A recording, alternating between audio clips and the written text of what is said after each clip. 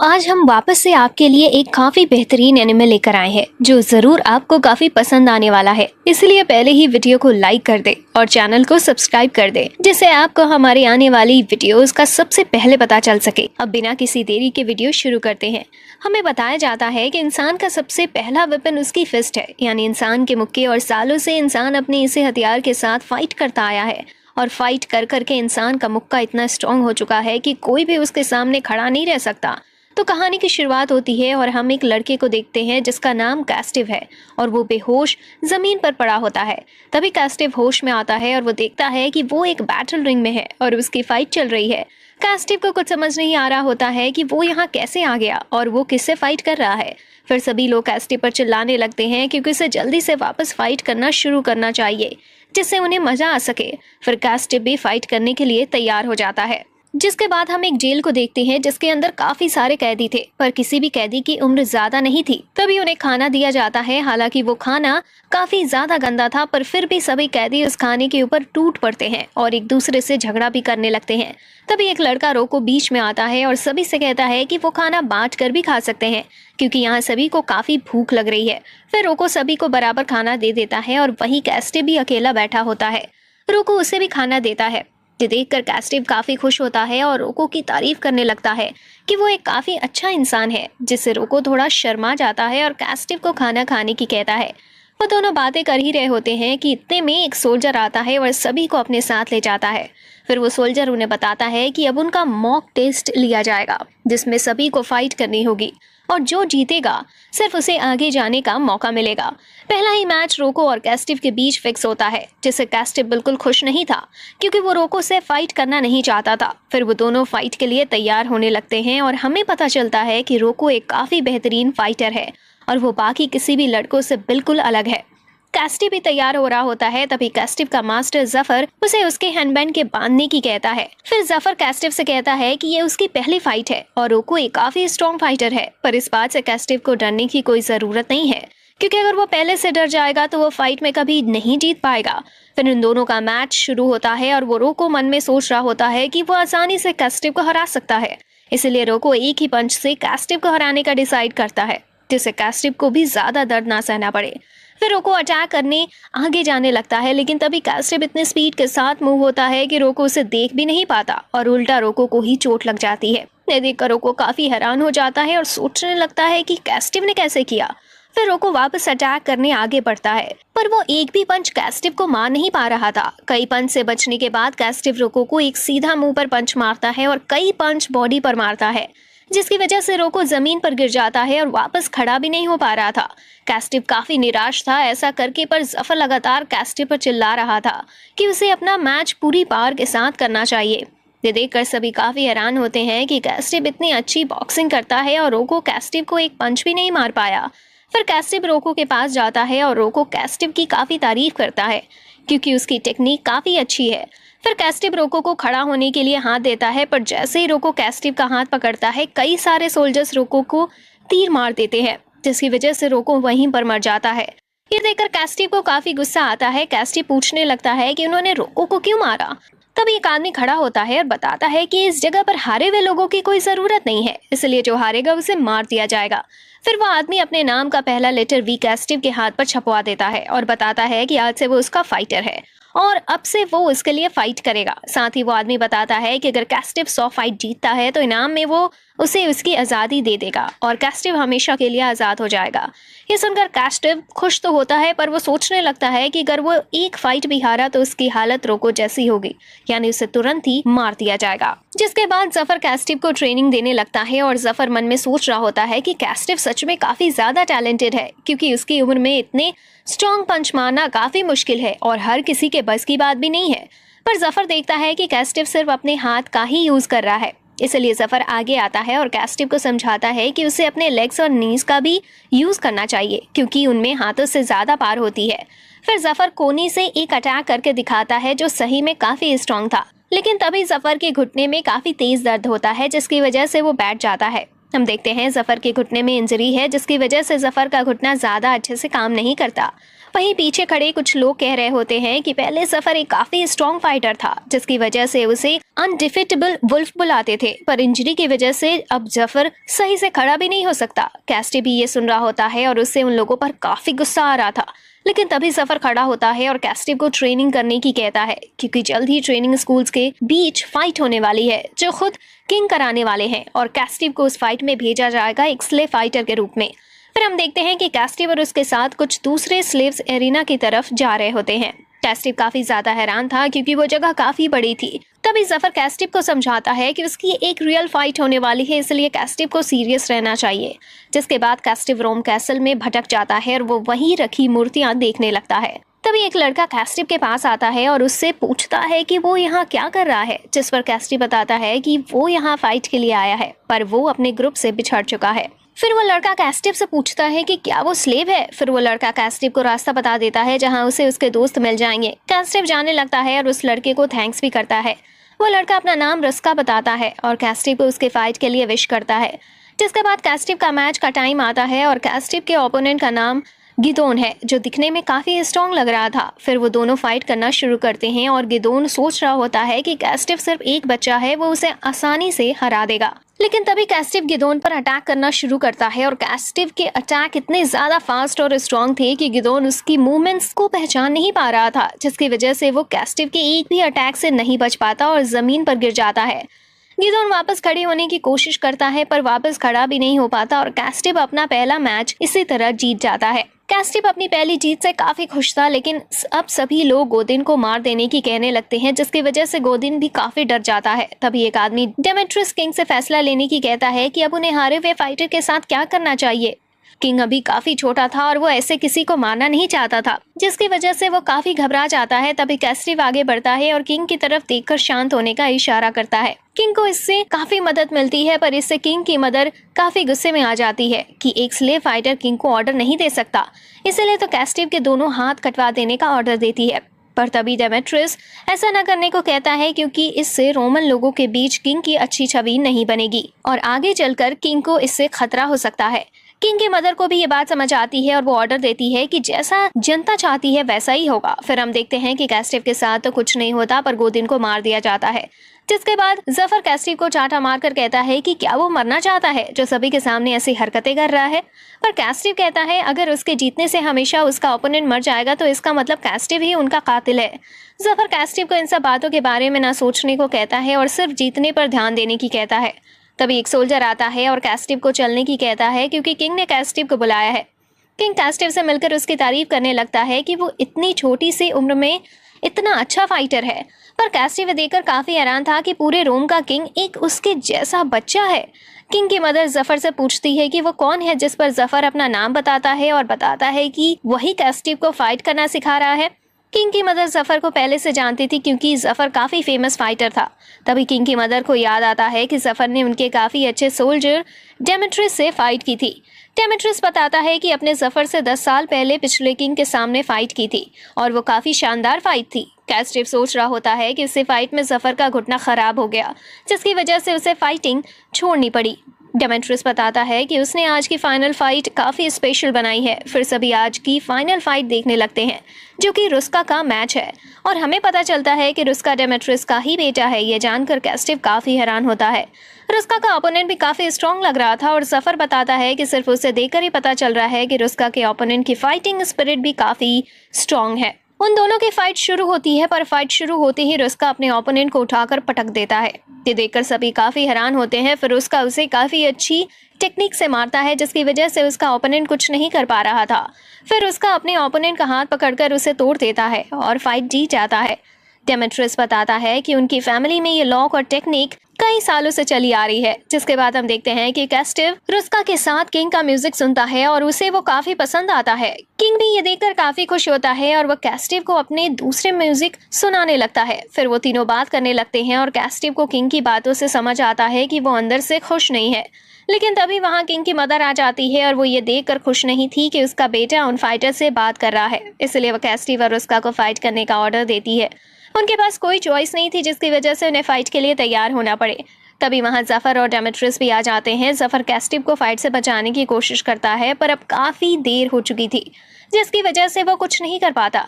अब कैस्टिव और रुस्का आमने सामने आ जाते हैं और दोनों ही फाइट के लिए तैयार थे। फिर कैस्टिव रुस्का पर अटैक करना शुरू करता है, पर रुस्का आसानी से कैस्टिव के सभी अटैक रोक रहा था और साथ ही रुस्का कैस्टिव के मुंह पर घुटना मारता है और कैस्टिव को जमीन पर गिरा देता है। फिर रुस्का कैस्टिव का गला दबा देता है और कैस्टिव उसके लॉक से निकल नहीं पा रहा था। वहीं किंग की मदर उससे बार बार पूछती है कि इस टाइम में किंग को क्या करना चाहिए। इससे किंग काफी गुस्से में आ जाता है और कहता है कि वो कभी किंग बनना ही नहीं चाहता था और ना ही वो उनके हाथ की कोई कठपुतली है। यह सुनकर किंग की मदर रोते हुए कहती है कि उसने उसे किंग बनाने के लिए कितना कुछ किया है और वो उससे ऐसे बातें कर रहा है। फिर किंग की मदर रोते हुए वहां से चली जाती है और किंग भी उनके पीछे जाता है। वहीं रुस्का सिर्फ कैस्टिव को बेहोश कर देता है और उसे मारता नहीं। कुछ देर बाद डेमेट्रियस रुस्का को मारता है क्योंकि उसने कैस्टिव को बिना कुछ किए छोड़ दिया, पर रुस्का को अपने डिसीजन पर नाज था। दूसरी तरफ कैस्टिव हारकर काफी निराश था और वो जफर से कहता है कि हारना काफी बुरा होता है और उसे ये फीलिंग ही नहीं पसंद जो उसके अंदर से आ रही है। पर जफर कैस्टिव को फील करने की कहता है जो उसके अंदर से अभी आ रही है और उसे कभी भूले ना, जिससे वो हमेशा जीत पाएगा। जिसके बाद हम देखते हैं कि कुछ टाइम बीत जाता है और हमें पता चलता है कि जिस स्लेव हाउस में कैस्टिव था उसे खत्म कर दिया गया है और कैस्टिव को एक बोली में बेच दिया गया है। पर अभी कैस्टिव लगातार रोम किंगडम आता है और एक स्लेव फाइटर के रूप में फाइट करता है। जिसके बाद अब कैस्टिव का नया मालिक उससे और उसके बाकी स्लेव से कहता है कि वो अब उसे काफी सारा पैसा कमा कर देंगे। फिर वो सभी पोम्पी नाम की एक सिटी में आ जाते हैं, जहां उन्हें पता चलता है कि एक काफी अमीर आदमी एक फाइटिंग टूर्नामेंट रखवा रहा है और उन्हें उसमें कम्पीट करने के लिए बुलाया गया है। फिर वो सभी उस जगह पर चले जाते हैं जहां वो रहने वाले हैं। वो जगह काफी बड़ी थी, जिससे कैस्टिव काफी खुश होता है क्योंकि अब वो काफी बड़ी जगह पर ट्रेनिंग कर सकते हैं। लेकिन तभी वहां एक आदमी आता है जो उन्हें धमकाने लगता है कि अगर उनमें से कोई भी उसकी ट्रेनिंग के बीच में आया तो वो उसे मार देगा। लेकिन एक दूसरा आदमी रोडोक आगे आता है और उसकी कोई भी बात मानने से मना कर देता है क्योंकि वो भी उनकी तरह ही एक स्लेव है। उन दोनों की फाइट होने ही वाली थी। इससे पहले नाशका नाम का एक आदमी बीच में आ जाता है जो उस पूरी जगह की सिक्योरिटी का ख्याल रखता है। फिर वो दोनों वहां से चले जाते हैं और कैस्टिव भी ये देखकर काफी खुश होता है कि उनकी फाइट नहीं हुई। फिर वो आदमी अपनी ट्रेनिंग करने लगता है और वो अपने हाथ और पैर में कई लोहे के रिंग पहन लेता है और काफी अजीब तरह से ट्रेनिंग करने लगता है। फिर कैस्टिव का ओनर नाशका से पूछता है कि वो आदमी कौन है, जिस पर नाशका बताता है कि उसका नाम एमदेन है और वो यहाँ का सबसे स्ट्रॉन्ग फाइटर है और आज तक उसे एरिना में किसी ने नहीं हराया। फिर जफर कैस्टिव और उसके साथियों को ट्रेनिंग देने लगता है और ह्यूमन बॉडी के बारे में काफी कुछ समझाता है। पर अभी कैस्टिव का ध्यान एमदेन पर ही था क्योंकि वो पिछले 4 घंटों से लगातार वही ट्रेनिंग कर रहा था। उसी रात कैस्टिव बाथरूम के लिए जा रहा होता है, तभी उसे छत पर एक लेडी दिखती है। कैस्टिव सोचने लगता है कि कहीं वो चोर तो नहीं, पर वो लेडी नीचे उतरते हुए गिर जाती है और कैस्टिव उसकी मदद करने आ जाता है। वो लेडी कैस्टिव से पूछती है कि वो कौन है और यहाँ क्या कर रहा है, जिस पर कैस्टिव बताता है कि वो एक स्लेव फाइटर है। फिर कैस्टिव उस लेडी से पूछता है कि वो कौन है। ये सुनकर वो लेडी काफी हैरान हो जाती है कि कैस्टिव उसे नहीं जानता। फिर वो लेडी खड़ी होती है और कहती है कि जरूर कैस्टिव काफी दूर से आया होगा जो उसे नहीं जानता। फिर हमें पता चलता है कि उस लेडी का नाम सबीना है और वो उस टाउन की सबसे खूबसूरत लड़की है और देखते ही देखते हर किसी को सबीना की खूबसूरती के बारे में पता चल गया और सबीना काफी फेमस भी हो गई। तभी वहां नाशका आ जाता है और सबीना वापस जाने लगती है। नेक्स्ट डे हम देखते हैं कि एमदेन सभी स्लेव से फाइट करके ट्रेनिंग कर रहा होता है, पर सभी काफी थक जाते हैं, जिसकी वजह से अब कोई भी फाइट करने के लिए तैयार नहीं था। तभी सबीना ऊपर से एमदेन से कहती है कि वो हमेशा उन कमजोरों को ही मारता है और उसने कभी उसे किसी ट्रेनिंग ओपोनेंट को हराते हुए नहीं देखा। ये सुनकर बाकी सभी स्लेव हंसने लगते हैं और सभी वहां से चले जाते हैं।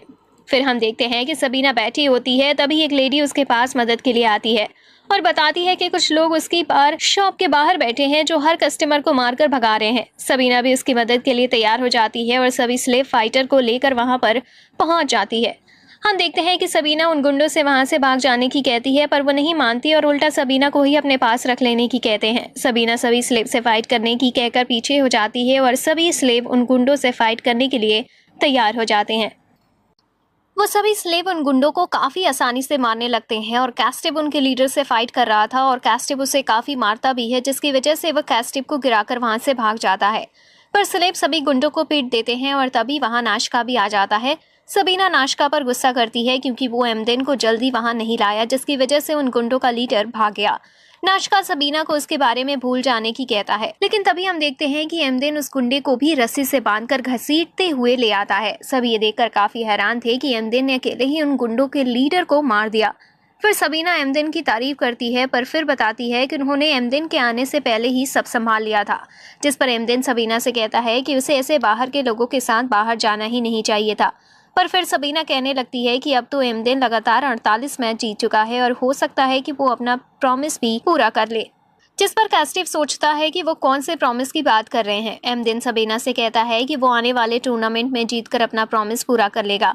वहीं पीछे खड़ा नाश्का सोच रहा होता है एमदिन चाहे जितनी भी कोशिश कर ले और चाहे कोई भी प्रॉमिस पूरा कर ले, पर सबीना कभी उसे पूरे मन से प्यार नहीं करेगी। एमदिन सिर्फ अपनी लाइफ खराब कर रहा है सबीना के पीछे। तभी हम एक पास्ट का सीन देखते हैं जहां सबीना का बर्थडे होता है और एमदिन भी उसे बधाई देता है। सबीना ये देखकर हंसने लगती है कि एक स्लेव उसे क्या गिफ्ट दे सकता है, तो एमदिन सबीना को अपनी 30 विन स्ट्रीक दे देता है। सबीना नाश्का से पूछती है कि क्या विन स्ट्रीक भी इतनी जरूरी हो सकती है, जिस पर नाश्का बताता है कि आज तक उनकी सिटी में इतने मैच लगातार कोई नहीं जीता और ये काफी इंपॉर्टेंट है। तो सबीना एमदिन से कहती है कि अगर वो 50 मैच लगातार जीतता है तो वो उसे स्लेव बनने से आजाद कर देगी और उसे अपना पर्सनल रिटेनर बना लेगी। अब वापस प्रेजेंट में सबीना एमदिन से कहती है कि उसे सिर्फ 2 मैच और जीतने हैं, लेकिन अगर वो एक मैच भी हारता है तो वो वापस 0 पर आ जाएगा। तभी कास्टिव का साथ ही रोडोक एमदिन से कहता है कि वो उसकी विनिंग स्ट्रीक को तोड़ देगा और उसे आने वाले टूर्नामेंट में हरा देगा। फिर रोडोक कहता है कि पहले एमदिन को वो हराएगा और फिर कास्टिव भी उसे हराएगा। ये सुनकर कास्टिव हैरान हो जाता है क्योंकि उसे इस बारे में कुछ नहीं पता था। एमदिन रोडोक से कहता है कि वो उसे यही मार देगा। ये सुनकर दोनों फाइट करने आने लगते हैं, पर बाकी सभी उन्हें रोक लेते हैं और सबीना वहां से चली जाती है।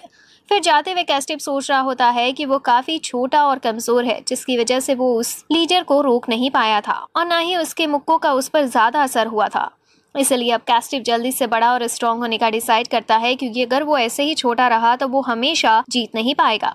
उसी रात उन सभी स्लेव के ओनर ने उनके लिए काफी अच्छा खाना बनवाया था, जिससे सभी काफी खुश थे और कास्टिव सोच रहा होता है कि उसे ज्यादा से ज्यादा खाना खाना चाहिए जिससे वो जल्दी स्ट्रांग हो सके। जफर कास्टिव को देखकर ही समझ जाता है कि वो किसी तकलीफ में है, इसलिए वो उसे पूछता है कि क्या हुआ, जिस पर कास्टिव सारी बात बताता है कि कैसे आज उसने एक गुंडे को मारने की कोशिश की, पर उससे ज्यादा बड़ा था, जिसकी वजह से उसके अटैक का उस पर ज्यादा असर नहीं हुआ और वो उससे बचकर भाग गया। फिर कास्टिव बताता है कि उसके पास कोई ऐसा पावरफुल मूव भी नहीं है जिससे वो एक ही अटैक में अपने ओपोनेंट को हरा सके, क्योंकि उसके ओपोनेंट हमेशा उसके साइज के नहीं आएंगे। फिर जफर बताता है कि ऐसा कोई मूव नहीं होता कि बस कास्टिव उसका यूज करे और उसका ओपोनेंट हार जाए।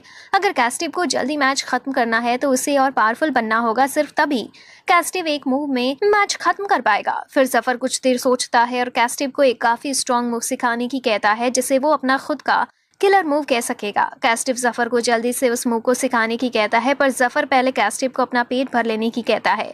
कास्टिव खाना खाना शुरू करता है, लेकिन तभी नाश्का वहां आ जाता है और कास्टिव से चलने की कहता है क्योंकि सबीना उससे बात करना चाहती है। फिर कास्टिव सबीना के पास पहुंच जाता है और सबीना कास्टिव को बताती है कि उसने उसे यहाँ एक ऑफर देने के लिए बुलाया है।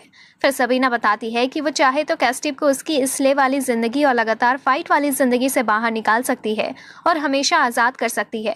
पर कास्टिव पूछता है कि वो सिर्फ उसे ही ऐसे आजाद क्यों करना चाहती है, जबकि यहाँ पर और भी कई अच्छे फाइटर हैं।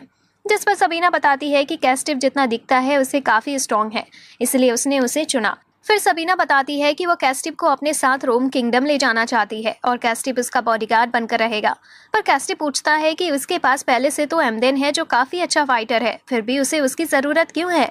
जिस पर सबीना बताती है कि उसे पावरफुल होना ही जरूरी नहीं है, एक इंसान को बात करना भी आना चाहिए और साथ ही सबीना को कोई कम उम्र का ही चाहिए जिसे वो उसे तमीज से बात करना सिखा सके। पर कास्टिव कहता है कि पता नहीं उसका ओनर सबीना को उसे खरीदने की परमिशन देगा भी या नहीं, पर सबीना कास्टिव को उन सब की चिंता न करने की कहती है। फिर सबीना कहती है कि अब तय हुआ, अब सिर्फ कास्टिव के ओनर से ही बात करना रह गया है। सबीना जाने लगती है, पर कास्टिव उसे रोकता है और बताता है कि वो उसके साथ नहीं जाना चाहता। फिर कास्टिव बताता है कि कुछ टाइम पहले उसे एक नोबल ने खरीदा था।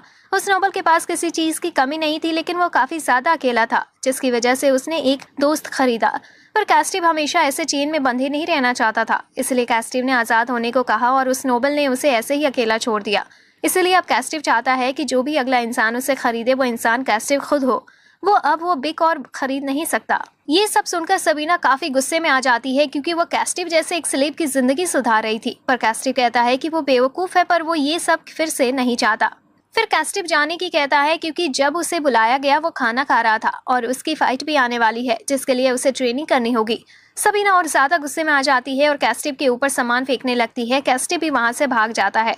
उसी रात सबीना अब भी कैस्टिव के बारे में सोच रही होती है। तभी वो एमदेन को अपने पास बुलाती है और उसे कैस्टिव को काफी बुरी तरह से हराने का ऑर्डर देती है और कैस्टिव को इतनी बुरी तरह से मारने की कहती है कि वो वापस कभी खड़ा भी ना हो सके और उसे पछतावा हो कि वो फाइटर क्यों बना। नेक्स्ट डे रोडोक काफी गुस्से में था क्योंकि कैस्टिव को उससे पहले फाइट के लिए भेजा जा रहा है, जबकि वो पहले एमदेन से फाइट करना चाहता था। तभी नाश्का कैस्टिव के पास आता है और उससे पूछता है कि क्या उसके और सबीना के बीच कुछ हुआ है। फिर कैस्टिव नाश्का को सारी बात बता देता है कि कैसे उसने सबीना का ऑफर रिजेक्ट कर दिया, जिस पर नाश्का कहता है कि जरूर सबीना ने ही उसका मैच पहले एमदेन से रखवाया होगा। पर कैस्टिव बिल्कुल डरता नहीं और कहता है कि उसे सिर्फ अपना मैच जीतने पर ध्यान देना चाहिए क्योंकि इससे ज्यादा उसके लिए कुछ जरूरी नहीं है। पर नाश्का काफी परेशान था क्योंकि कैस्टिव का ओपोनेंट इतना भी कमजोर नहीं होने वाला और कैस्टिव के जीतने के बिल्कुल ना के बराबर चांस है। वहीं दूसरी तरफ एमदेन ट्रेनिंग कर रहा होता है और वो काफी गुस्से में था क्योंकि सबीना ने उसके बदले कैस्टिव को चुना था, जबकि वो कितने सालों से लगातार सबीना के लिए काम करता आ रहा है और आज तक एक बार भी कभी उसने सबीना को निराश नहीं किया। इसलिए अब इसका बदला वो कैस्टिव से एरिना में लेने का डिसाइड करता है और कैस्टिव को पूरी तरह से खत्म कर देने की कहता है। नेक्स्ट डे हमारे दोनों ही फाइटर फाइट के लिए तैयार होते हैं और दोनों को एरिना में बुलाया जाता है। एमदेन सोच रहा होता है कि आज वह कैस्टिव को हराकर ये फाइट खत्म कर देगा और इसके बाद उस दूसरे फाइट को भी हरा देगा, जिससे आज उसका सबीना को दिया प्रॉमिस पूरा हो जाएगा। अब फाइट शुरू होती है और कैस्टिव एमदेन पर अटैक करने लगता है, पर एमदेन के हाथ की फिस्ट की वजह से कैस्टिव का कोई भी अटैक अच्छा असर नहीं कर रहा था, बल्कि कैस्टिव को ही ऐसा लग रहा था कि वो एक आयरन वाले पर मुक्के मार रहा है। पर कैस्टिव हार नहीं मानता और लगातार मुक्के मारने लगता है, वो भी और तेज स्पीड और पावर के साथ। एमदेन को लग रहा होता है कि कुछ देर में ही कैस्टिव थक जाएगा और वो उसका मौका होगा, पर कैस्टिव लगातार पंच मारता चला जाता है, जिससे एमदेन भी काफी हैरान होता है क्योंकि अब उससे पंच रोके नहीं जा रहे थे। तभी कैस्टिव एक मुक्का मारता है जिससे एमदेन का हाथ साइड में हो जाता है। इससे कैस्टिव को मारने की जगह मिल जाती है और वो एमदेन के मुंह पर एक काफी स्ट्रॉन्ग पंच मारता है, जिससे एमदेन जमीन पर गिर जाता है। सभी ये देखकर काफी हैरान हो जाते हैं कि एक बच्चे ने एमदेन को गिरा दिया, पर एमदेन इतनी आसानी से हारने नहीं वाला था और वो वापस खड़ा हो जाता है और अब एमदेन सही से फाइट करने के लिए तैयार था। पर वहीं कैस्टिव काफी थक चुका था क्योंकि वो लगातार पंच मारने के चक्कर में अपनी सांस को कंट्रोल करना ही भूल गया था। अब एमदेन अटैक करना शुरू करता है और काफी स्पीड के साथ कैस्टिव की तरफ मुक्के मारने लगता है। कैस्टिव अभी एक एमदेन के अटैक से बच रहा था, पर धीरे धीरे उसके लिए अटैक से बचना मुश्किल होता जा रहा है। अब एमदेन भी फाइट में सीरियस हो जाता है और लगातार काफी स्ट्रॉन्ग मूव से अटैक करने लगता है। तभी एमदेन कैस्टिव को ऐसे दिखाता है कि वो उसे पंच मारने आ रहा है, जिसकी वजह से कैस्टिव अपनी बॉडी डिफेंस करता है, पर एमदेन कैस्टिव के सर पर मार देता है और कैस्टिव बच नहीं पाता और जमीन पर गिर जाता है। सभी एमदेन के लिए चीयर करने लगते हैं। जफर को पता था कि एमदेन कैस्टिव को चकमा देकर उस पर अटैक करेगा और साथ ही जफर काफी हैरान भी था एमदेन की ऐसी टेक्निक देखकर। वहीं कैस्टिव काफी मुश्किल से फिर से वापस खड़ा हो जाता है और वापस से फाइट करने के लिए तैयार था। कैस्टिव सोच रहा होता है कि वो एमदेन का काफी अच्छा अटैक था, लेकिन आगे उसे एक अटैक का ख्याल रखना होगा, वरना वो ज्यादा देर एमदेन के सामने टिक नहीं पाएगा। पर अब एमदेन अटैक नहीं कर रहा था, सिर्फ डिफेंसिव पोजीशन में खड़ा था। सभी को लग रहा होता है कि एमदेन सिर्फ कैस्टिव के साथ खेल रहा है, पर जफर समझ चुका था कि एमदेन किसी किलिंग अटैक की तैयारी कर रहा है। वहीं नाश्का भी ये देखकर समझ जाता है कि एमदेन कैस्टिव के ऊपर काफी खतरनाक अटैक करने वाला है, जो किसी बच्चे पर नहीं करना चाहिए। पर कैस्टिव नहीं समझता और वापस लगातार पंच मारने लगता है। एमदेन मन में सोच रहा होता है कि कैस्टिव ऐसे ही पंच मारता रहा तो उसका काम और आसान हो जाएगा और जितना कैस्टिव पंच मारकर थकेगा उतना ही उसका जीत पाना मुश्किल होता जाएगा। कैस्टिव एमदेन के पेट पर मारने की सोचता है, पर उसे पता नहीं था कि वो सीधा एमदेन के ट्रैप में ही जा रहा है। तभी कैस्टिव नीचे होता है पेट में मारने के लिए, लेकिन तभी एमदेन अपनी पूरी जान से कैस्टिव की पीठ पर मारता है। वो अटैक एमदेन को इतनी भारी हेड फिस्ट की वजह से और ज्यादा जोर से लगता है और कैस्टिव तुरंत जमीन पर गिर जाता है और वापस उठ भी नहीं पाता। तभी एमदेन के लिए सभी लोग चीयर करने लगते हैं। जफर और कैस्टिव के दोस्त उसे उठने की कह रहे होते हैं, पर कैस्टिव को कुछ सुनाई नहीं दे रहा था। वहीं कैस्टिव के दिमाग में किसी की आवाज आ रही होती है, पर वो पहचान नहीं पा रहा था कि वो किसकी आवाज है। तभी कैस्टिव को समझ आता है कि वो जफर की आवाज है और कैस्टिव वापस होश में आता है। अब कैस्टिव वापस खड़ा हो जाता है, पर कैस्टिव को समझ नहीं आ रहा था कि वो कहाँ आ गया है। हमें पता चलता है कि अचानक से बेहोश होने की वजह से कभी कभी याददाश्त भी चली जाती है और अभी वही कैस्टिव के साथ हुआ है। साथ ही जब कैस्टिव होश में आया उसे कुछ समझ नहीं आ रहा था कि वो यहाँ कैसे आया है और यहाँ कर क्या रहा है। वहीं कैस्टिव सोच रहा होता है कि ये इंसान उसे मार देगा और ना ही कैस्टिव एमदेन की किसी अटैक से बच पा रहा था। लेकिन अभी कैस्टिव हार नहीं मान रहा था क्योंकि किसी वजह से उसे सिर्फ इतना पता था कि वो हार नहीं सकता। एमदेन भी कैस्टिव से कहता है कि उसे यह फाइट नहीं करनी चाहिए क्योंकि इससे वो मर भी सकता है, पर अभी कैस्टिव हार नहीं मानता और फाइट के लिए तैयार हो जाता है। कैस्टिव मन में सोच रहा होता है कि उसका ओपोनेंट बिल्कुल अलग तरह से फाइट कर रहा है और इस तरह से उसने इससे पहले कभी फाइट नहीं की, साथ ही वो मेमोरी लॉस की भी दिक्कत में है। तभी कैस्टिव को थोड़ा थोड़ा याद आता है कि उसने इस फाइट के लिए ट्रेनिंग की थी। तभी कैस्टिव को जफर की बात याद आती है कि ऐसा अटैक है जिससे अपने ओपोनेंट को एक ही अटैक में हराया जा सकता है। कैस्टिव तैयार हो जाता है क्योंकि अभी भी उसके पास ऐसा कुछ है जिससे वो जीत सकता है। अब सभी लोग भी एमदेन पर चिल्लाने लगते हैं क्योंकि हमेशा वो इतना टाइम नहीं लेता अपने ओपोनेंट को हराने में।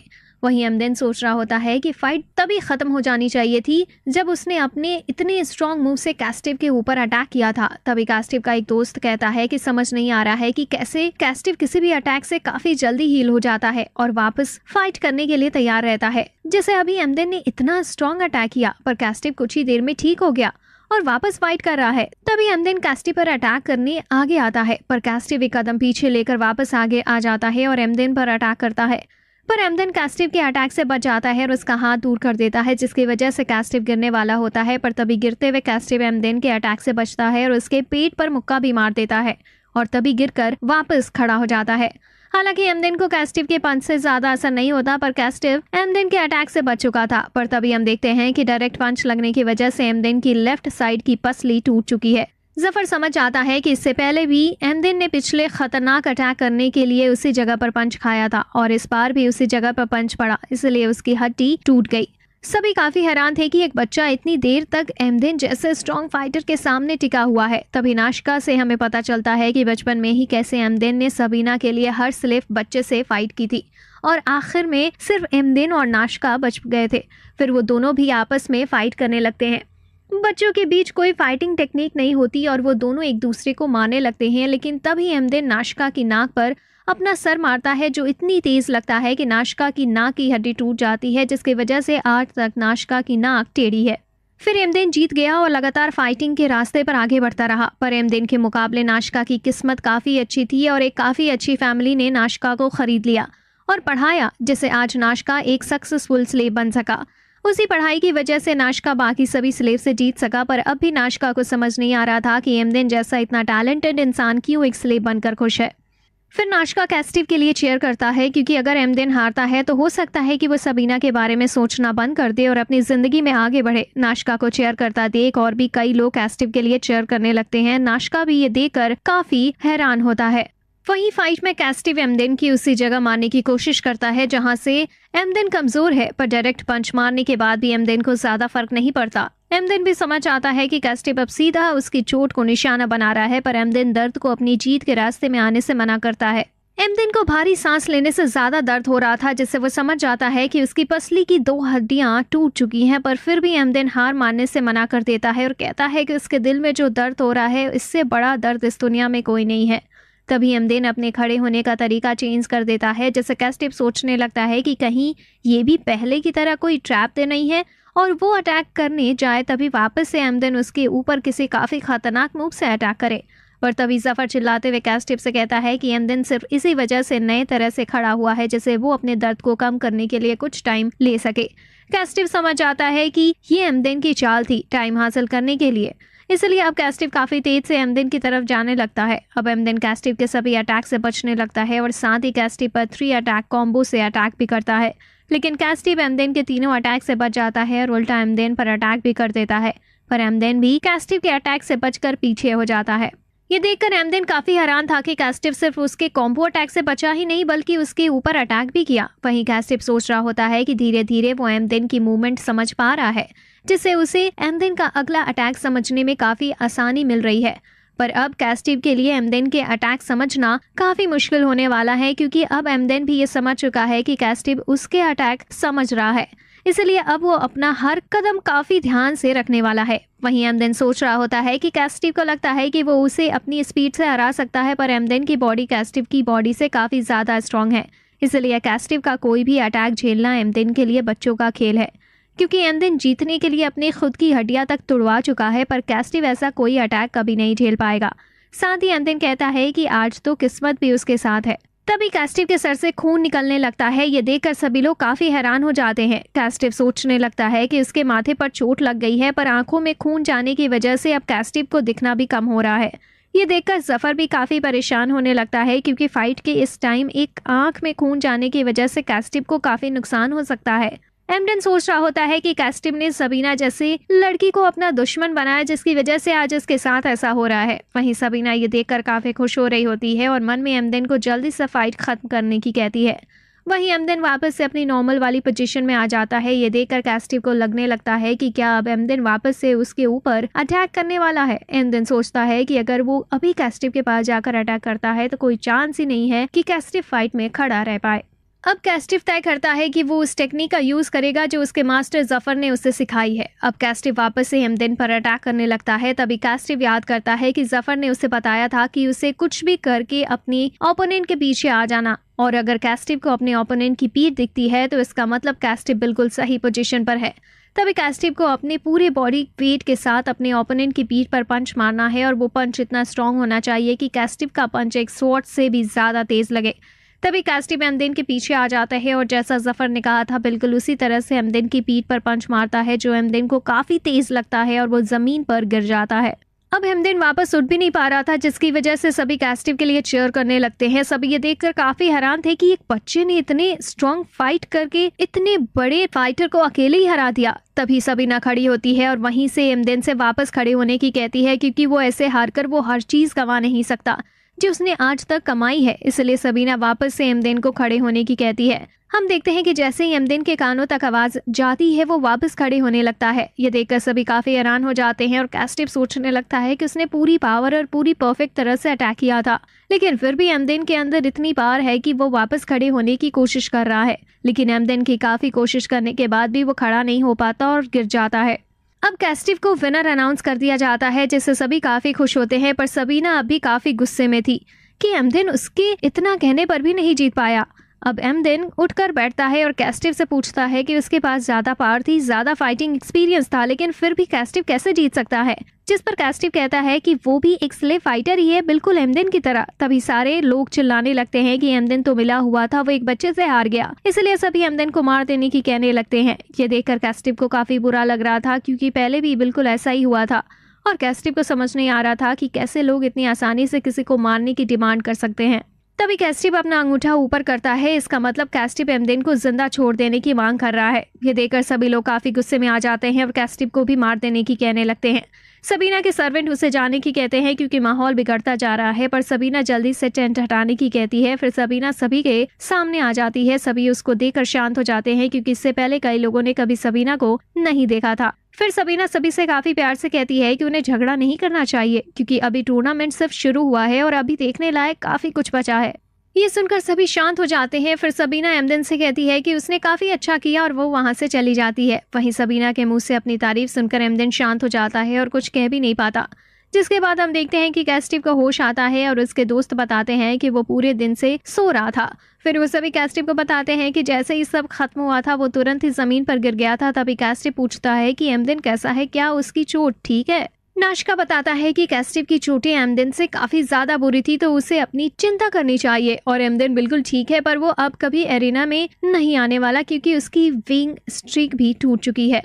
वहीं रोडोग भी काफी गुस्से में होता है, क्योंकि एमडेन हार चुका है और अब वो उससे फाइट भी नहीं कर पाएगा। इसलिए रोडोग कहता है कि अब वो टूर्नामेंट के बचे 2 दिन अपने सभी ओपोनेंट को काफी बुरी तरह से मारने वाला है। फिर सभी जाने लगते हैं, पर तभी कैस्टिव मास्टर जफर के बारे में पूछता है, जिस पर कैस्टिव का दोस्त बताता है कि कुछ देर पहले उन्होंने बताया है कि उन्हें कुछ काम पूरा करना है, इसलिए वो कुछ देर के लिए कहीं गए हैं।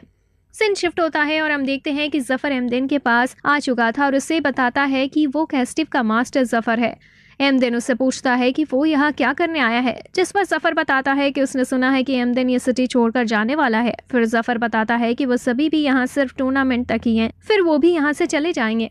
फिर जफर एमडेन से कहता है कि उसे कुछ पूछना है। जफर बताता है कि जिस टेक्निक का उसने कैस्टिव को हराने के लिए इस्तेमाल किया था और जो कैस्टिव ने एमदेन को हराने के लिए इस्तेमाल की, वो दोनों टेक्निक लगभग बिल्कुल एक जैसी हैं और यहाँ तक कि सेम ही जगह पर भी अटैक करती हैं। फिर जफर कहता है कि शायद जिस टेक्निक का एमदेन ने यूज किया उसने वो टेक्निक खुद नहीं बनाई बल्कि किसी ने उसे सिखाई है। जफर एमदेन से पूछता है कि उस टेक्निक को किसने उसे सिखाया। एमदेन भी बताने के लिए मान जाता है और बताता है कि उसका जन्म ही एक स्लेव के रूप में हुआ था, जिसकी वजह से वो किसी के साथ कभी अच्छे से रह भी नहीं पाया।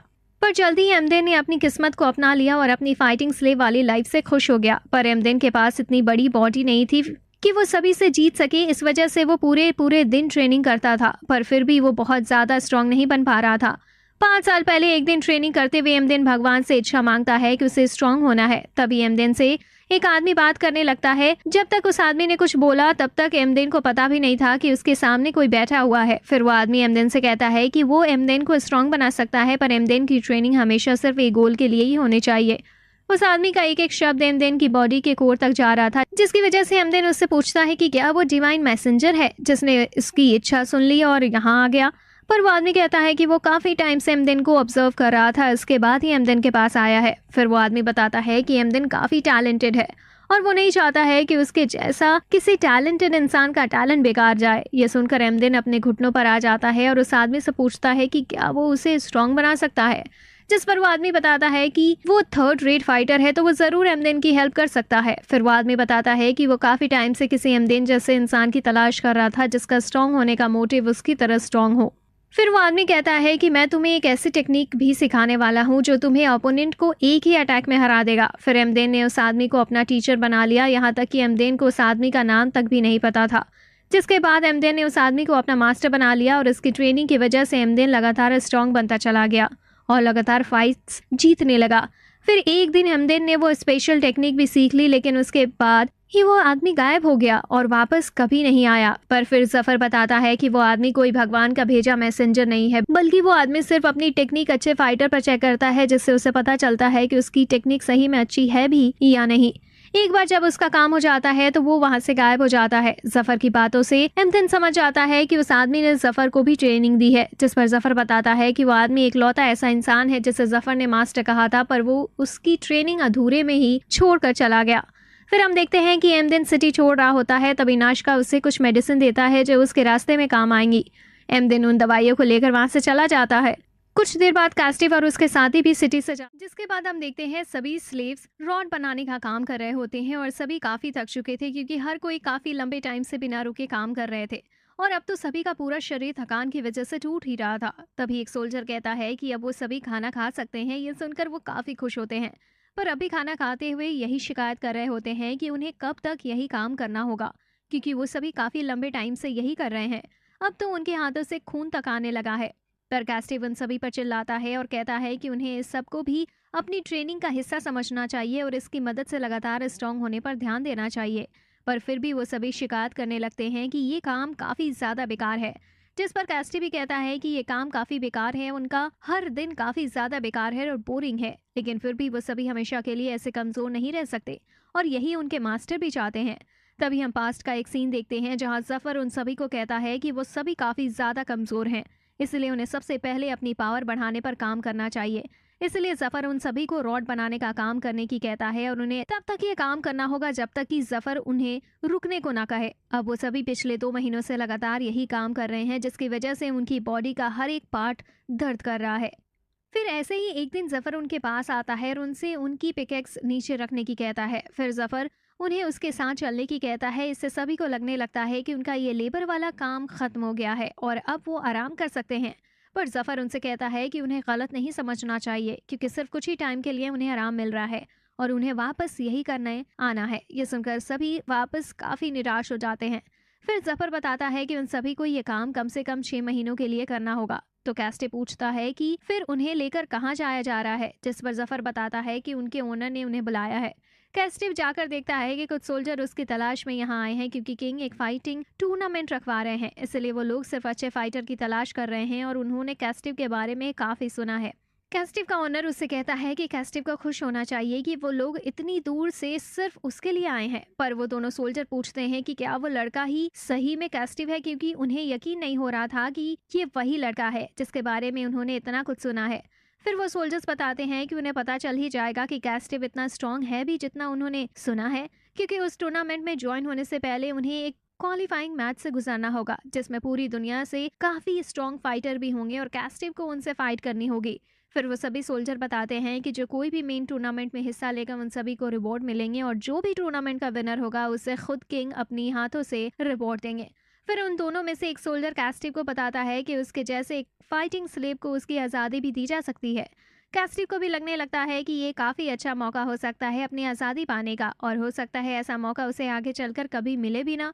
पर कैस्टिव के मन में कुछ और अजीब फील हो रहा था, जैसे वो किंग नोर से कभी बच नहीं पाएगा और हमेशा उसे उसके हाथ में ही रहना होगा। फिर कैस्टिव का ओनर कहता है कि कैस्टिव बॉक्सिंग डिवीजन से फाइट करने वाला है और रोडोक मिक्स डिवीजन से।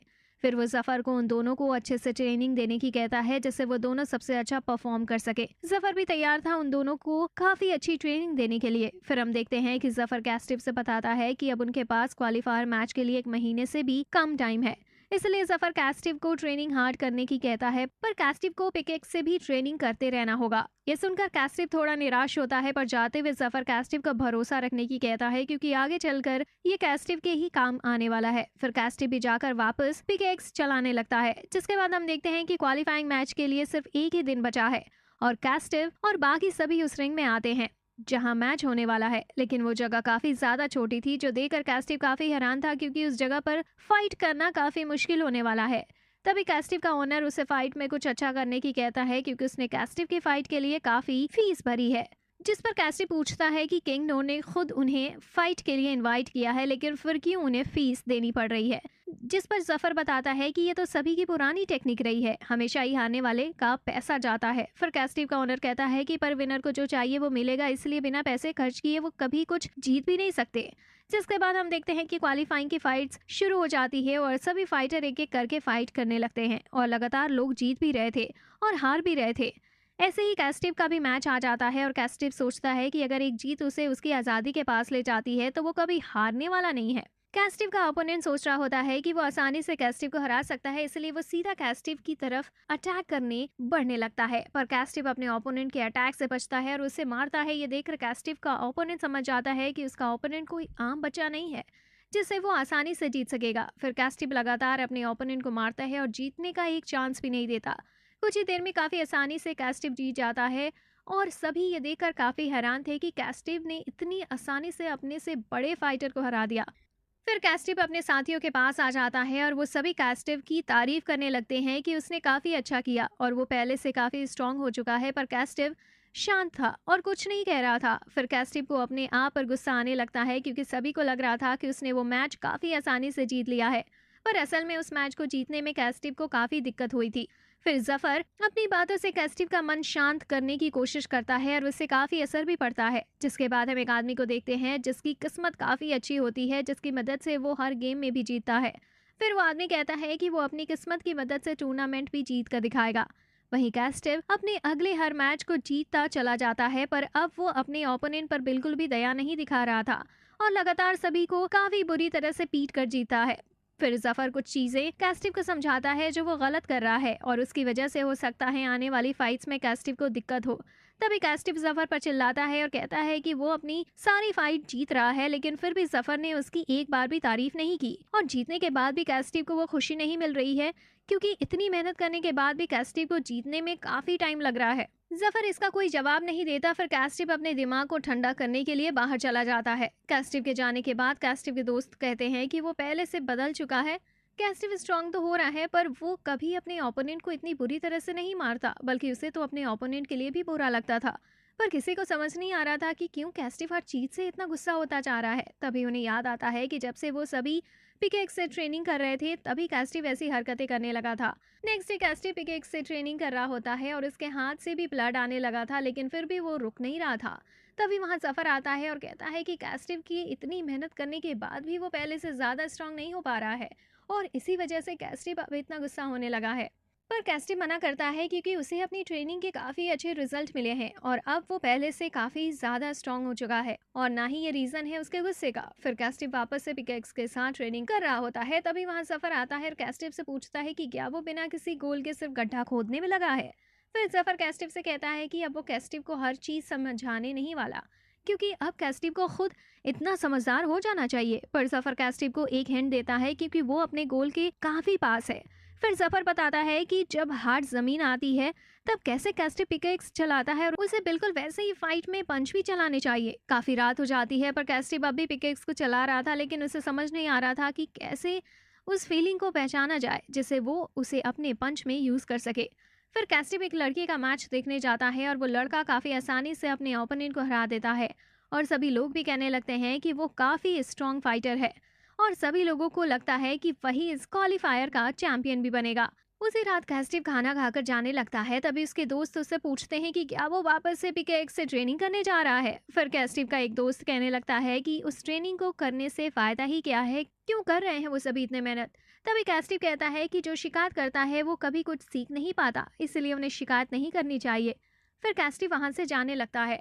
फिर हम उसी लड़के को देखते हैं जिसे हमने पहले मैच में देखा था। तभी उसे कैस्टिव के बारे में पता चलता है कि कैस्टिव भी काफी अच्छा फाइटर है और उसने अभी तक अपने सभी ओपोनेंट को काफी आसानी से हराया है। कैस्टिव की इतनी तारीफ सुनकर तो वो लड़का भी उससे फाइट करने की सोचने लगता है। फिर हम देखते हैं कि कैस्टिव अपने अगले मैच के लिए आता है और उसके सामने काफी स्ट्रॉन्ग आदमी था। कैस्टिव फाइट करते हुए सोच रहा होता है कि उसे अपने पंच में उसी पिकेक्स वाले पावर और दर्द को लाना होगा जैसा जफर ने उसे कहा था। कैस्टिव उस आदमी के हर पंच से बच रहा था और साथ ही उसे लगातार मार भी रहा होता है। तभी वो आदमी कैस्टिव पर अटैक करने आगे आता है, पर कैस्टिव पिकेक्स को याद करता है। सोचता है कि जब कोई हार्ड पत्थर आ जाता है तो वो अपने हाथ कैसे चलाता है, बिल्कुल वैसे ही कैस्टिव पंच मारता है। कैस्टिव का वो पंच इतना स्ट्रॉन्ग था कि वो आदमी एक ही पंच में बेहोश हो जाता है और कैस्टिव जीत जाता है। ये देखकर कैस्टिव भी काफी खुश होता है कि उसने एक आदमी को एक ही पंच में हरा दिया। जफर भी खुश होता है कि आखिरकार कैस्टिव उस ट्रेनिंग का सही मतलब सीख ही गया। नेक्स्ट डे वो सभी वापस से ट्रेनिंग कर रहे होते हैं। तभी कैस्टिव अपने दोस्तों से कहता है कि कुछ दिनों से वो काफी गुस्से में था, इस वजह से वो उन सभी के साथ भी नहीं रह पा रहा था। लेकिन कैस्टिव बताता है कि वो बिल्कुल ठीक है क्योंकि जो उसे चाहिए था वो उसे पिछली फाइट में मिल गया। फिर वो सभी कैस्टिव से कहते हैं कि अगर वो किसी दिक्कत में हो तो उनसे बात कर सकता है। वो सभी कैस्टिव की परेशानी के बारे में जरूर काफी अच्छे से सुनेंगे। कैस्टिव भी ये सुनकर काफी खुश होता है। कैस्टिव अपने दोस्तों से बात कर ही रहा होता है कि तभी वहां वो लड़का आ जाता है और कैस्टिव से पूछता है कि क्या वो वही फाइटर है जो बिना एक भी पंच खाए अभी तक जीतता आ रहा है। उस लड़के को देखकर कैस्टिव को भी याद आ जाता है, वो तो वही फाइटर है जिसका मैच उसने देखा था। फिर वो लड़का बताता है कि वो सेमीफाइनल के ग्रुप 1 में है। कैस्टिव बताता है कि वो ग्रुप 2 में है। ये सुनकर वो लड़का खुश होता है क्योंकि उसे कैस्टिव से फाइनल में फाइट करने का मौका मिलेगा। फिर वो लड़का वहां से जाने लगता है और जाते हुए कैस्टिव से कहता है कि वो फाइनल के लिए तैयार है क्योंकि वो कैस्टिव को इतनी आसानी से नहीं जीतने देने वाला। कैस्टिव के दोस्त उसे उस लड़के के बारे में ज्यादा न सोचने की कहते हैं क्योंकि हो सकता है कि वो सिर्फ कैस्टिव का मैच से ध्यान भटकाने आया हो, इसलिए कैस्टिव को अपने मैच पर ध्यान देना चाहिए। फिर कैस्टिव अपने दोस्तों के साथ चला जाता है। इसके बाद हम देखते हैं वो लड़का कैस्टिव का सेमीफाइनल मैच देखने आया होता है और वो भी काफी हैरान था कैस्टिव की स्किल्स देखकर, क्योंकि कैस्टिव काफी कम उम्र में ही काफी अच्छा फाइटर बन चुका है और कैस्टिव की फाइटिंग टेक्निक भी काफी कमाल की है और उसके पंच में भी काफी ताकत है, जबकि उसकी उम्र के लड़कों में इतना स्ट्रॉन्ग पंच मारने की पावर नहीं होती। तभी उस लड़की की नजर जफर की तरफ जाती है और उसे लग रहा था कि उसने जफर को पहले भी कहीं देखा है। तभी उस लड़के को याद आता है ये तो वही फेमस फाइटर है जो अपने घुटनों की इंजरी की वजह से गायब हो गया था। अब उसे समझ आता है कि कैस्टिव की इतनी अच्छी स्किल्स और टेक्निक की वजह जफर है, उसी ने उसे ये सब सिखाया होगा। जिस पर वो लड़का सोचता है कैस्टिव को हराना बिल्कुल ऐसा होगा जैसे उसने इतने स्ट्रॉन्ग फाइटर जफर को हरा दिया। उसी रात कैस्टिव सोच रहा होता है कि कल फाइनल है और क्या उसका मैच सही में उसी लड़के के साथ होने वाला है। कैस्टिव सोचता है कि वो कल का मैच नहीं हार सकता, चाहे उसका ओपोनेंट कितना भी स्ट्रॉन्ग हो, क्योंकि कैस्टिव को जीतकर मेन टूर्नामेंट में भी जाना है जिससे वो वहां भी जीत सके और ऐसे कई लोग हैं जो कैस्टिव को जीता हुआ देखना चाहते हैं, इसलिए कैस्टिव उन्हें निराश नहीं कर सकता। पर कैस्टिव सोचता है कि अगर वो कल का मैच भी जीत जाता है तो उसे सिर्फ टूर्नामेंट में ज्वाइन होने का चांस मिलेगा। फिर कैस्टिव को वापस से फाइट करनी होगी और जीतना भी होगा। पर कैस्टिव तय करता है कि अगर उसे आजाद होना है तो जरूर ही जीतना होगा, वरना अब तक उसने जो भी किया है सब बेकार ही जाएगा। नेक्स्ट डे कैस्टिव फाइट के लिए तैयार हो रहा होता है और जफर कैस्टिव को उसके फाइट से पहले कुछ चीजें समझाता है जो कैस्टिव के काफी काम की हो सकती है। वहीं दूसरी तरफ वो लड़का काफी कॉन्फिडेंट दिख रहा था, जैसे उसे पता है कि वो जीतने ही वाला है। ये देखकर उसके दोस्त कहते हैं कि उसका ओपोनेंट बच्चा जरूर है, लेकिन उसे उस बच्चे को इतने हल्के में नहीं लेना चाहिए, क्योंकि अगर उसने ये गलती की तो आगे चलकर उसके साथ काफी बुरा भी हो सकता है। जिस पर वो लड़का कहता है कि उन्हें इसकी चिंता करने की ज़रूरत नहीं, क्योंकि उसने पहले ही अपने ओपोनेंट को काफ़ी अच्छे से ऑब्जर्व कर लिया है, इसलिए उसे पता है कि कैस्टिव से कैसे फाइट करनी चाहिए। फिर वो बताता है कि कैस्टिव का डिफेंस काफ़ी अच्छा है और उसके पंच में इतनी पावर है कि वो अपने ओपोनेंट को एक ही सही पंच में हरा सकता है। पर फिर वो बताता है कि कैस्टिव के अंदर एक काफ़ी बड़ी कमज़ोरी है जो उसके लिए काफ़ी बुरी बनने वाली है। जिसके बाद हम देखते हैं कि कैस्टिव और उसका ओपोनेंट फेलिक्स दोनों गेट से अंदर आ जाते हैं और गेट बंद हो जाता है। अब गेट वापस तब तक नहीं खुलने वाला था जब तक उन दोनों में से कोई एक हार नहीं जाता और ना ही उनके पास कोई भागने की जगह है। फिर दोनों की फाइट शुरू होती है और कैस्टिव सोचने लगता है कि उसे फेलिक्स के ऊपर कैसे अटैक करना चाहिए, क्योंकि फेलिक्स का साइज ज्यादा बड़ा नहीं है तो कैस्टिव को अटैक करने में ज्यादा दिक्कत नहीं होने वाली। पर कैस्टिव ये नहीं भूल सकता था कि फेलिक्स सही में काफी अच्छा फाइटर है और इसी वजह से वह फाइनल तक आ पाया। फिर कैस्टिव अटैक करना शुरू करता है जिससे वो पता लगा सके कि फेलिक्स कैसे फाइट करता है। फेलिक्स भी वही कैस्टिव के सभी अटैक से बच रहा था, पर कैस्टिव के अटैक काफी फास्ट थे, जो देखकर फेलिक्स काफी हैरान होता है क्योंकि देखने और उनका सामना करने में काफी अंतर है। अब फेलिक्स भी अटैक करने के लिए तैयार हो जाता है और अपनी फाइटिंग पोजीशन भी बदल लेता है। तभी फेलिक्स काफी स्पीड के साथ कैस्टिव के पंच को मारने के लिए आगे बढ़ता है। कैस्टिव उसके पहले पंच से ही बच जाता है। तभी फेलिक्स अपना दूसरा हाथ भी पंच मारने के लिए बढ़ाता है। कैस्टिव उससे भी बच रहा होता है, लेकिन तभी कुछ होता है जिसकी वजह से कैस्टिव फेलिक्स के पंच से बच नहीं पाता और फेलिक्स का पंच सीधा कैस्टिव के सर पर लगता है, जिससे कैस्टिव अपने घुटनों पर गिर जाता है।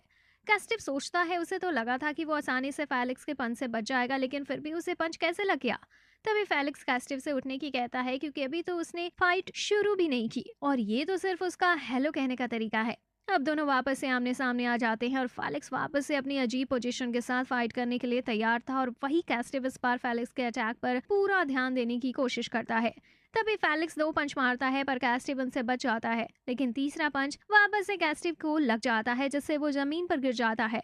कैस्टिव के दोस्तों को भी समझ नहीं आ रहा था कि कैस्टिव को क्या हो गया है, क्योंकि इतनी ध्यान से देखने के बाद भी कैस्टिव को लगातार 2 पंच लग चुके थे। तभी जफर बताता है कि कभी कभी ज्यादा ध्यान से देखना भी भारी पड़ जाता है और ओपोनेंट को अटैक करने का मौका भी मिल जाता है। साथ ही कैस्टिव अपनी बॉडी की वजह से हार रहा है क्योंकि फेलिक्स उसे ऐसा दिखा रहा है कि वो क्लोज रेंज अटैक कर रहा है, पर असल में फेलिक्स लॉन्ग रेंज अटैक कर रहा है, जिसकी वजह से कैस्टिव फेलिक्स की किसी भी अटैक से नहीं बच पा रहा है। कैस्टिव इस वजह से फेलिक्स के अटैक डोज नहीं कर पा रहा क्योंकि फेलिक्स के अटैक उसकी बॉडी की रेंज से भी काफी ज्यादा दूर जा रहे हैं, इसलिए कैस्टिव समझ नहीं पा रहा है कि उसे कितना दूर हटना चाहिए और तभी फेलिक्स कैस्टिव पर अटैक कर पा रहा है। फेलिक्स अपने फ्लेक्सिबल शोल्डर की मदद से ऐसा कर पा रहा है क्योंकि फेलिक्स अपने शोल्डर को पूरी तरह से आगे कर रहा है, जिससे उसके हाथ काफी दूर तक जा पा रहे हैं। साथ ही जफर बताता है कि फेलिक्स को ये टेक्निक सीखने में काफी टाइम और ट्रेनिंग लगी होगी, पर अब वो काफी स्ट्रॉन्ग पंच भी चला पा रहा है। तभी जफर सोचता है कि कैस्टिव को अब तक इस सिचुएशन से निकलने का कोई रास्ता निकाल देना चाहिए था। तभी जफर को कुछ समझ आता है जिससे वो काफी परेशान होने लगता है और सोचता है कि ऐसा नहीं होना चाहिए। वहीं कैस्टिव दीवार के पास आ चुका था और उसे समझ नहीं आ रहा था कि क्या करना चाहिए क्योंकि कैस्टिव की एक पैर की हड्डी डिसलोकेट हो चुकी है। तभी फेलिक्स कैस्टिव से कहता है कि उसे पता है कि कैस्टिव के पैर में इंजरी आ चुकी है, क्योंकि जब फेलिक्स ने कैस्टिव के पहले पंच मारा था तब कैस्टिव की पूरी बॉडी का वेट अचानक से उसकी एक पैर पर आ गया था, जिसकी वजह से कैस्टिव के पैर में इंजरी आ गई। तभी फेलिक्स कैस्टिव से कहता है कि लक हमेशा उसकी ही साइड रहता है। तभी फेलिक्स फाइट को खत्म करने के लिए तैयार हो जाता है क्योंकि अब पैर में इंजरी के साथ कैस्टिव बिल्कुल भी फेलिक्स के सामने नहीं टिक सकता। तभी फेलिक्स कैस्टिव पर पंच मारने के लिए आगे बढ़ता है, पर कैस्टिव आगे आता है और सोचता है कि वो फेलिक्स के अटैक से पीछे हटने के बजाय उसके पास जाएगा, जिससे कैस्टिव को भी अटैक करने का स्पेस मिलता है और उसे फेलिक्स का अटैक लगता भी नहीं। कैस्टिव के पंच से ही फेलिक्स पीछे गिर जाता है और वो काफी हैरान था कि कैस्टिव उसे पंच करने में कामयाब हो गया। कैस्टिव के दोस्त काफी खुश होते हैं कि कैस्टिव ने अटैक से बचने का रास्ता निकाल ही लिया, पर कैस्टिव सोच रहा होता है कि उसके पंच ने ज्यादा कुछ नहीं किया, क्योंकि अगर कैस्टिव अपने पैर से भी पंच को पावर दे पाया होता तो वो पंच फेस पर काफी जोर से लगता और हो सकता था कैस्टिव वही फाइट को खत्म भी कर चुका होता। तभी फेलिक्स वापस खड़ा होता है और अब उसने वापस से अपने हाथ अपनी बॉडी के पास कर लिए थे। तभी फेलिक्स कैस्टिव पर अटैक करने लगता है और इस बार वो लगातार अटैक कर रहा था, जिसकी वजह से कैस्टिव दीवार के पास पहुंच जाता है और अब वो फेलिक्स के अटैक से बच नहीं पाता और फेलिक्स वापस से कैस्टिव की पंच मार देता है। वहीं जफर सोच रहा होता है कि फेलिक्स ने ऐसी छोटी एरेना में काफी सारी फाइट लड़ी है, जिसकी वजह से वो इसमें काफी अच्छा है और उसे पता है कि यहाँ कैसे फाइट करना चाहिए और कैसे अपने ओपोनेंट को दबाया जा सकता है। वहीं कैस्टिव सोचता है कि वो हार नहीं सकता और जब तक वो ठीक है वो लगातार फाइट करता रहेगा। फिर कैस्टिव वापस से लगातार फेलिक्स को पंच मारने लगता है। फेलिक्स कैस्टिव को वापस से फॉर्म में नहीं आने देना चाहता था, इसलिए वो भी लगातार पंच मारने लगता है। तभी फेलिक्स एक स्ट्रॉन्ग पंच मारने वाला होता है पर कैस्टिव उससे बच जाता है। फेलिक्स को समझ आने लगता है कि कैस्टिव कोई प्लान बना रहा है और वो कुछ करने वाला है। कैस्टिव के दोस्तों को लग रहा था कि कैस्टिव का फेलिक्स से बच पाना मुश्किल होता जा रहा है और वो दीवार की दूसरी तरफ भी नहीं आ पा रहा। पर जफर उन्हें समझाता है कि कैस्टिव ने अभी हार नहीं मानी और ये सिर्फ उसकी आंखें देखकर ही पता चल रहा है और जब तक कैस्टिव हार नहीं मानता तब तक कुछ खत्म नहीं हुआ। वहीं फेलिक्स भी काफी हैरान था कि अब तक कैस्टिव उसके सामने टिका हुआ है और आज से पहले फेलिक्स ने ऐसे किसी फाइटर के साथ फाइट नहीं की जो इतना घायल होने के बाद भी बिना रुके फाइट कर सकता हो। वहीं कैस्टिव समझ चुका था कि फेलिक्स भी धीरे धीरे थक रहा है, इसलिए उसे भी अपने अटैक कम नहीं करने चाहिए। तभी दोनों ही एक दूसरे के पेट में काफी स्ट्रॉन्ग पंच मारने लगते हैं जिससे दोनों को ही काफी दर्द हो रहा था, लेकिन दोनों में से कोई भी रुकने के लिए तैयार नहीं था। जल्दी कैस्टिव का पैर काफी दर्द करने लगता है और उसके हाथ भी और पंच नहीं सहने वाले थे। तभी फेलिक्स कैस्टिव को एक पंच मार देता है जिसकी वजह से कैस्टिव गिरने वाला होता है और कैस्टिव भी समझ जाता है कि अगर वो जमीन पर गिर गया तो पक्का ही वो बेहोश हो जाएगा। लेकिन तभी कैस्टिव अपने आप को गिरने से रोकता है और वापस खड़ा होता है। तभी फेलिक्स कैस्टिव पर एक और पंच मारने आगे जाता है पर कैस्टिव नीचे से बच जाता है और फेलिक्स को एक पेट में मुक्का मार देता है। फिर भी कैस्टिव रुकता नहीं और आपस से एक पंच सीधा के फेस पर मार देता है। फेलिक्स भी ये देखकर काफी हैरान था कि ये बच्चा कौन है जो इतनी बुरी हालत में होने के बाद भी उससे बिना रुके फाइट किया जा रहा है। जफर भी समझ जाता है कि कैस्टिव वापस मैच में आ रहा है, लेकिन कभी भी कुछ भी हो सकता है। सिर्फ एक ही अटैक काफी है जो सब बदल सकता है। तभी जफर बताता है कि कैस्टिव हार नहीं मान रहा बल्कि वो मौका ढूंढ रहा है उस अटैक को रोकने का। तभी हम पास्ट का सीन देखते हैं जहां जफर कैस्टिव को सिखा रहा होता है कि एक इंसान के शरीर में उसका गला काफी कमजोर होता है और जफर ऐसी कई जगहों के बारे में बताता है जो एक इंसान की बॉडी में काफी कमजोर होती हैं। तो कैस्टिव कमजोर बॉडी पार्ट पर अटैक करना सही से सीख रहा होता है कि कैसे वो उन जगहों पर काफी स्ट्रॉन्ग अटैक कर सकता है। वहीं फेलिक्स सोच रहा होता है कि ऐसा हो ही नहीं सकता क्योंकि आमतौर पर इस टाइम तक वो ड्रिंक्स के साथ अपनी जीत को सेलिब्रेट कर रहा होता है, पर कैस्टिव अब भी उससे फाइट कर रहा है। तभी फेलिक्स कैस्टिव पर अटैक करता है लेकिन कैस्टिव वापस से उसके अटैक से बचकर फेलिक्स के पेट पर ही मुक्का मारता है। तभी फेलिक्स को सांस अंदर लेने में परेशानी होने लगती है। फेलिक्स सोच में पड़ जाता है कि क्या कैस्टिव अभी तक उसकी सांस को देख रहा था और सिर्फ सांस अंदर लेने के टाइम पर अटैक कर रहा था, जिससे अब फेलिक्स को सांस लेने में दिक्कत आ रही होती है। तभी कैस्टिव वापस से पेट पर मारने जाता है। फेलिक्स बचने के लिए अपने दोनों हाथों से अपना पेट ब्लॉक करता है, लेकिन तभी कैस्टिव अपना अटैक बदलता है और पेट की जगह मुंह पर पंच मारता है। तभी कैस्टिव एक और पंच मुंह पर मार देता है। फेलिक्स उन अटैक को संभाल पाता है। इससे पहले कैस्टिव फेलिक्स के पीछे जाता है और अपना स्पेशल अटैक करने के लिए तैयार होता है, पर पैर की दर्द की वजह से कैस्टिव बिल्कुल सही पोजीशन नहीं ले पाता। लेकिन फिर भी कैस्टिव फेलिक्स की किडनी पर काफी स्ट्रॉन्ग पंच मारता है जिससे फेलिक्स अपने घुटनों पर आ जाता है। अब फेलिक्स को भी समझ आ चुका था कि कैस्टिव पिछले काफी टाइम से इसी मूव की तैयारी कर रहा था। फेलिक्स उठने की काफी कोशिश करता है पर वो उठ नहीं पा रहा था और वो पूरी तरह से भी नीचे गिर जाता है। फिर फेलिक्स बिल्कुल ही नहीं उठ पाता और कैस्टिव जीत जाता है। इसी के साथ कैस्टिव अब टूर्नामेंट में जाने के लिए क्वालिफाई हो चुका है। जिसके बाद हम देखते हैं जफर कैस्टिव की तारीफ करता है कि उसने फाइनल में काफी अच्छा किया और अब वो मेन टूर्नामेंट में भी जा सकता है। साथ ही कैस्टिव पिछले काफी टाइम से बहुत ही हार्ड ट्रेनिंग कर रहा था, तो अब वो एक दिन का रेस्ट तो ले ही सकता है। फिर सभी ट्रेनिंग कर रहे होते हैं और कैस्टिव से बैठा था जिसकी वजह से वो बोर होने लगता है। तभी कैस्टिव सोचने लगता है कि वो सिर्फ ट्रेनिंग करता है और फाइट करता है, इसके अलावा उसकी जिंदगी में कुछ है ही नहीं। तभी कैस्टिव के दिमाग में आता है कि अगर वो अपने हाथ खो देता है तो वो कैसे अपनी जिंदगी जी पाएगा। तभी फेलिक्स कैस्टिव के सामने आ जाता है। फेलिक्स बताता है कि आज वो इस जगह से जा रहा है और जाने से पहले फेलिक्स को बस देखना था कि कैस्टिव कितना घायल है। फिर फेलिक्स कैस्टिव के साथ बैठ जाता है और उसे बताता है कि हमेशा तो वो अपने ओपोनेंट को काफी आसानी से हराकर जीत जाता है, पर अब की बार उसके साथ ही ये हुआ, वो मैच हार गया। साथ ही फेलिक्स को काफी चोटें भी लगी। फिर कैस्टिव फेलिक्स से पूछता है कि अब वो क्या करने वाला है, जिस पर फेलिक्स बताता है कि एक लूजर के पास सिर्फ जाने का ही ऑप्शन होता है, क्योंकि पहले राउंड में हारना या फाइनल राउंड में हारना दोनों बराबर ही होता है। पर फाइनल राउंड तक पहुंचने के लिए कुछ पैसे भी दिए जाते हैं, जो काफी अच्छी बात है। फेलिक्स बताता है कि फाइटर को ये बात पहले से नहीं बताई जाती क्योंकि वो चाहते हैं कि फाइटर बिना किसी अवार्ड के लालच में फाइट करे। फिर फेलिक्स बताता है कि वो अपना पैसा लेते ही यहाँ से चला जाएगा। फिर वो जाने लगता है और कहता है कि कैस्टिव का बिना कोई टेंशन वाला चेहरा देखकर उसे वापस से कैस्टिव से फाइट करने का मन कर रहा है। फिर जाते हुए फेलिक्स कैस्टिव को मेन टूर्नामेंट में भी ना हारने की कहता है, क्योंकि अगर वो वहाँ हारा तो ये फेलिक्स की रेपुटेशन के लिए अच्छा नहीं होगा। जिस पर कैस्टिव कहता है कि वो जीतने का प्रॉमिस तो नहीं कर सकता, पर वो फाइट के लिए पूरी तरह से तैयार है और अपनी पूरी पावर के साथ फाइट भी करने वाला है। तभी फेलिक्स कॉइन उछालकर मेन टूर्नामेंट के लिए कैस्टिव का लक चेक करने के लिए कहता है। फिर फेलिक्स कैस्टिव को ध्यान से देखने की कहता है। तभी फेलिक्स कॉइन उछाल देता है और कॉइन नीचे आने के बाद कैस्टिव हेड चुनता है और कैस्टिव का गेस बिल्कुल सही होता है, क्योंकि हेड ही था। फेलिक्स कहने लगता है कि कैस्टिव का भी लक काफी अच्छा है, क्योंकि इससे पहले भी कैस्टिव सही था और अब की बार भी सही है। पर कैस्टिव बताता है कि ये कोई लक नहीं है, क्योंकि फेलिक्स ने उसे देखने को कहा था तो उसने कॉइन को देखा और जवाब दिया। यह सुनकर फेलिक्स हैरान हो जाता है और सोचने लगता है कि क्या सही में कैस्टिव ने इतने छोटे कॉइन को अपनी आंखों से इतने ध्यान से देखा कि कैस्टिव को पता चल गया कि आखिर में क्या आने वाला है। फेलिक्स सोचने लगता है कि क्या ये किसी इंसान के लिए करना मुमकिन भी है। फिर फेलिक्स कैस्टिव से कहता है कि अब उसे समझ आ गया कि वो कैस्टिव से क्यों हारा, क्योंकि कैस्टिव उससे बेहतर फाइटर है और फेलिक्स को लगता है कि मेन टूर्नामेंट में भी कैस्टिव काफी दूर तक जाने वाला है। फिर फेलिक्स जाते हुए कहता है कि कैस्टिव को जरूर जीतना होगा और हमेशा आगे बढ़ते रहना होगा और जब तक नहीं रुकना तब तक कि वो टॉप पर ना आ जाए। कैस्टिव भी वादा करता है कि वो कहीं नहीं रुकेगा। जिसके बाद हम देखते हैं कि जफर उन सभी दोस्तों के साथ बैठा होता है और कहता है कि अब उन्हें PKX वाली ट्रेनिंग की आदत पड़ चुकी है, तो अब उन्हें अगले स्टेज पर जाना चाहिए।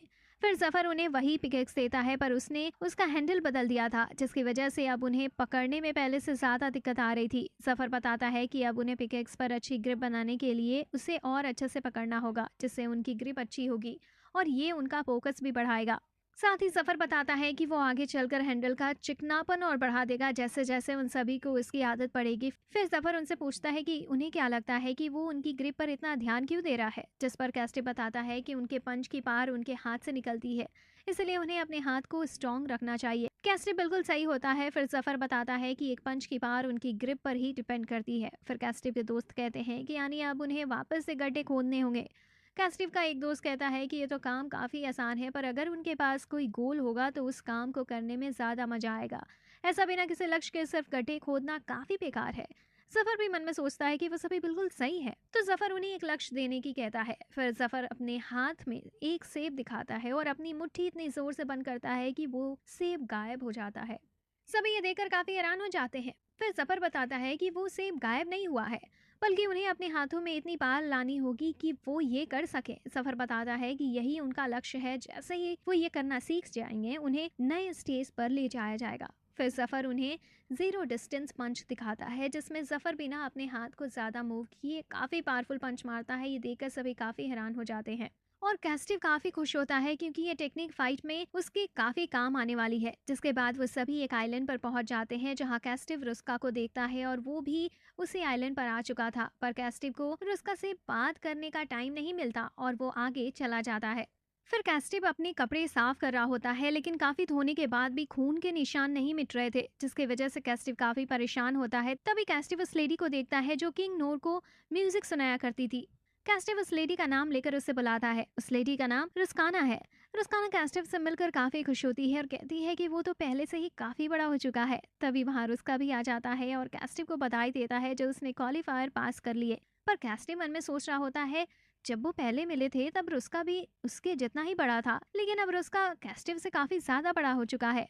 फिर उसका जाने लगता है, पर कैस्टिव उसे रोकता है। पर उसका कहता है कि उसके पास कुछ जरूरी काम है, जिसकी वजह से वो रुक नहीं सकता। रुस्का बताता है कि वो कल सुबह फ्री है, तो अगर कैस्टिव को उससे बात करनी है तो वो आ सकता है। पर कैस्टिव बताता है कि उसे भी सुबह ट्रेनिंग करनी होती है, तो रुस्का कहता है कि वो आज शाम को मिल सकते हैं। उसे शाम रुस्का कैस्टिव के पास आता है और पूछता है कि उसे क्या बात करनी थी। कैस्टिव पूछता है कि क्या वो दोनों दोस्त हैं, क्योंकि पहले कैस्टिव काफी जल्दी रोम से चला गया था, तो वो कभी ये पूछ नहीं पाया। पर उसका कहता है कि कैस्टिव को ये बातें छोड़कर अपने आप को बचाने पर ध्यान देना चाहिए, क्योंकि ये टूर्नामेंट काफी ज्यादा खतरनाक होने वाला है। इस वजह से कैस्टिव जैसे किसी का जीत पाना नामुमकिन है, इसलिए कैस्टिव को टूर्नामेंट में जाना ही नहीं चाहिए और पीछे हट जाना चाहिए।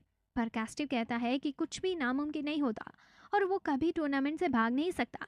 रुस्का कहता है कि कैस्टिव को हमेशा से लगता है कि वो सबसे अलग है, जिस पर कैस्टिव बताता है कि एक स्लेव का दर्द सिर्फ एक स्लेव ही समझ सकता है। नेक्स्ट डे बॉक्सिंग डिवीजन के सभी फाइटर को उनका नाम लेने पर स्टेज पर बुलाया जाने वाला होता है।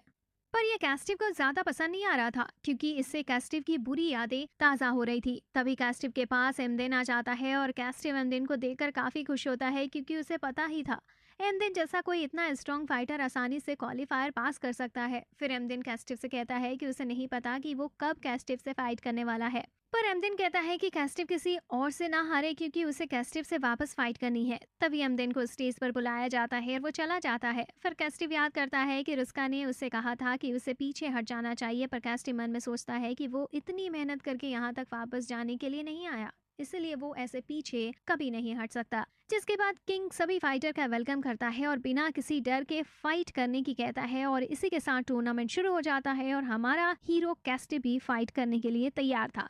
तो इस सीरीज का यही एंड होता है। आगे की कहानी जानने के लिए आपको अगले सीजन का इंतजार करना होगा। तब तक के लिए अगर आपको ये वीडियो अच्छी लगी हो तो वीडियो को लाइक करें, चैनल को सब्सक्राइब करें, बेल आइकन को दबाएं ताकि नेक्स्ट वीडियो का नोटिफिकेशन आप तक सबसे पहले पहुंचे। यहाँ तक देखने के लिए आपका बहुत बहुत शुक्रिया।